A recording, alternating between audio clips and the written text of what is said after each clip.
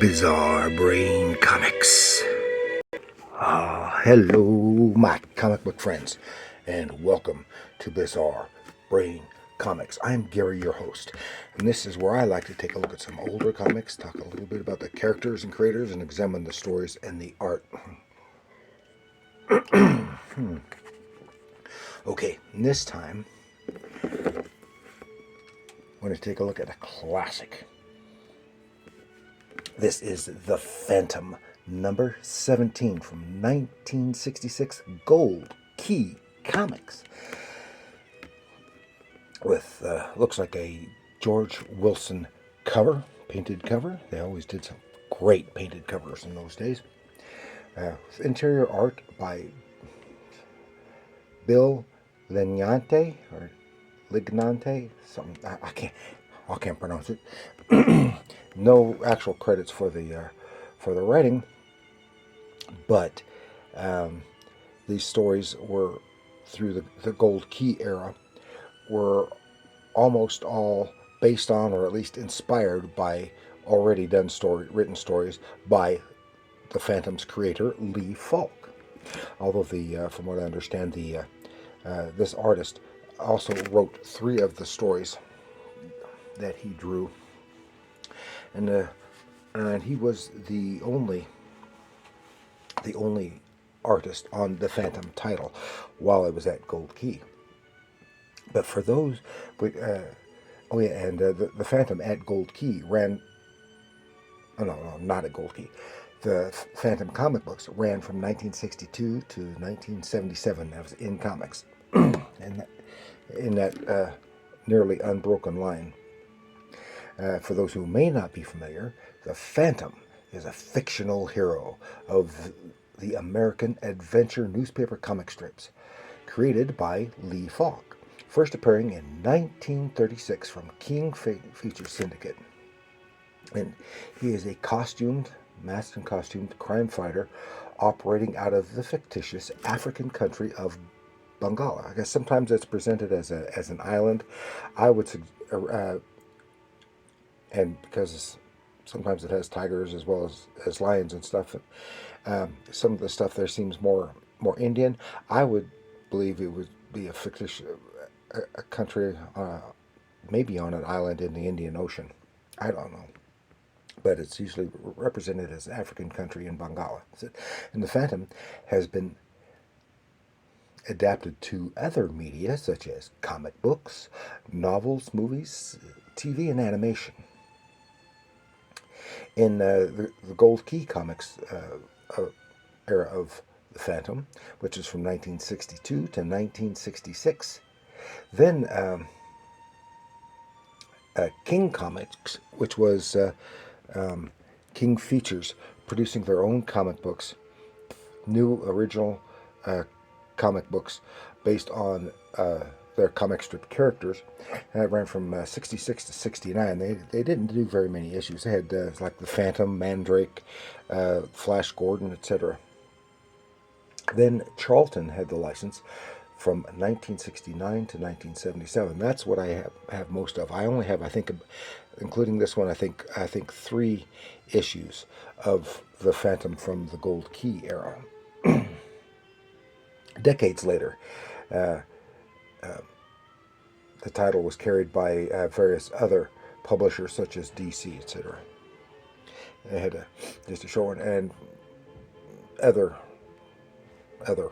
publishers I don't even know. And so the Phantom is credited as being the first masked crime fighter in comics to wear the form-fitting costume with trunks, which of course later became famous by Superman and Batman and most of the others who followed. But that was started by the Phantom. And of course, while he's set largely in the jungle, he's not exclusively a jungle character. And he started off fighting. Of course, the Phantom is a title that is carried on from father to son, giving the impression of an unbroken line of the Phantom. This is, I think it's the 20th. It's supposed to be the 20th generation of the Phantom, and that's nearly 100 years ago, but they still consider him, I guess, the 20th.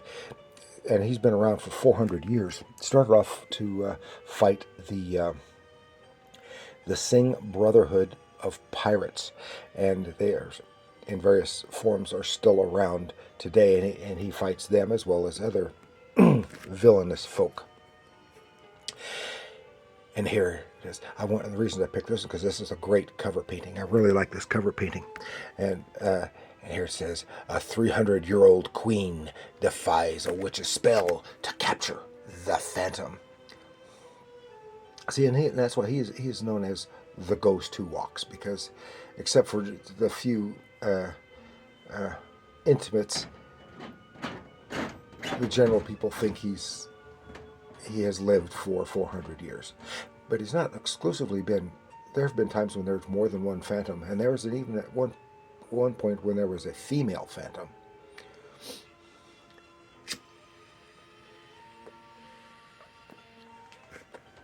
And the Phantom has traveled around the world to fight evil. But he is primarily the protector of the deep woods of Bengala. So, let us take a look at this story of the Phantom. Okay, whoops. That fell apart. Okay. And here we go. Inside front cover, no ads. It's just a little thing about Phantom. In this case, it's about Diane Palmer, who is his sweetheart. Because remember, the Phantom's real name is Kit Walker, but very few people know that. So, and the story is Samaras. And here, now this is a story that may or may not be a true Phantom story, because it is a story of a grandfather telling his grandchildren a story about the Phantom. They wanted to hear a story about the Phantom, and he is telling them a story about the Phantom. And so then the story is about a queen by the name of Samaras, and she has lived for 300 years. And she has some really nice, slick, and professional quality artwork. Not as dynamic as one might hope, but some great draftsmanship and good visual storytelling here. Starting 300 years ago, she started to age, and she was very beautiful and was concerned about her appearance. She never married or had children, but she got some witches. She got one witch who actually had some power. Most of them were frauds, and she put them to death. Who gave her endless youth and beauty, as long as she never fell in love. And she set this thing up where she would find a man that she didn't care for, marry him in name only, go off, pretend to have a baby that was set to be educated elsewhere, come back, and then eventually she would take her own place as the queen of this land. So she was numbered. It was Samaras 1, 2, 3, etc. Even though it was all the same one, but no one knew about this in her kingdom. And this is here they are telling that backstory. And then one time, and here she is, Samaras 7, 5, 6, 7, etc. Well, one day she's out. She's having a safari, a big hunt, and she says, "Oh, there's all kinds of animals. This area called Eden has all kinds of great wildlife there. She wants to go hunt there, but she said we can't go there because it is protected by the Phantom, and there is the Phantom right there." He forces them off,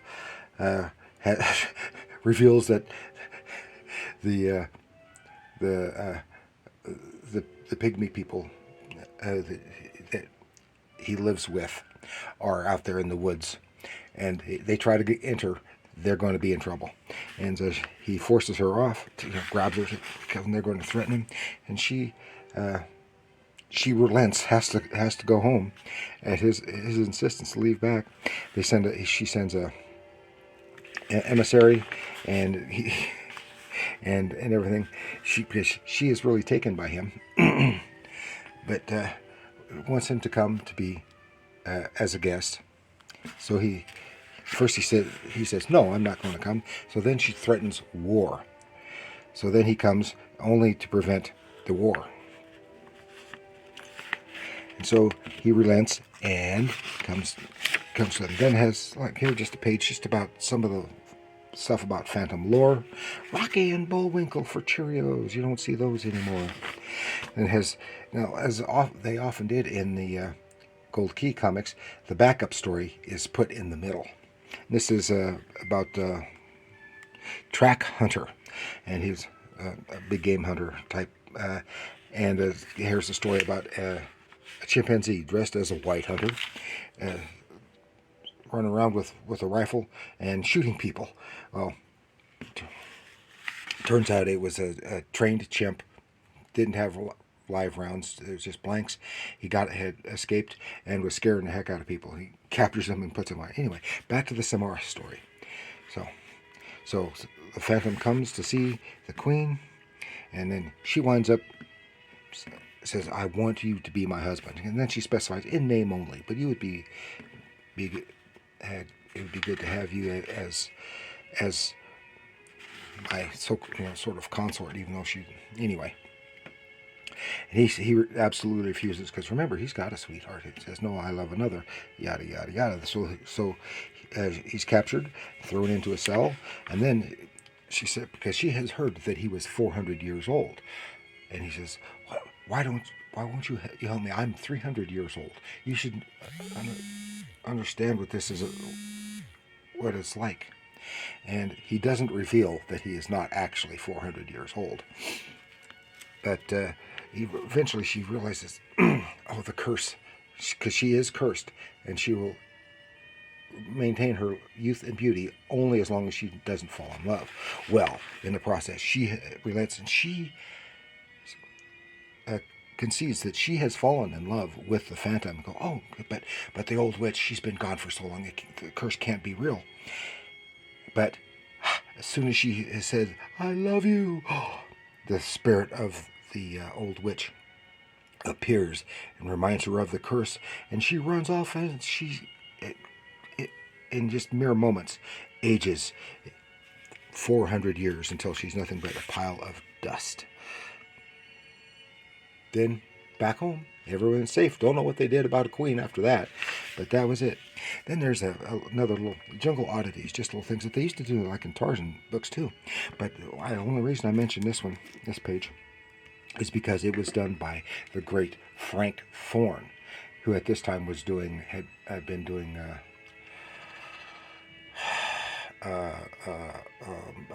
Mighty Samson, and also some Western stuff at DC. And then another just stuff about Phantom lore, page about Phantom lore. This is the only place we really have any ads. There are a few ads in there, but not as many as one would expect. So that is all I had to share with you this time regarding Gold Key Comics, The Phantom, number 17 from, what year did I say, 1966? Yeah, this must have been one of the last issues. So thank you for joining me. Please like, share, subscribe. Leave your comments down below. Tell me, do you love The Phantom in the comic strips, in the comic books, or from which publisher? Let me know in the comments below. And remember, comics are art.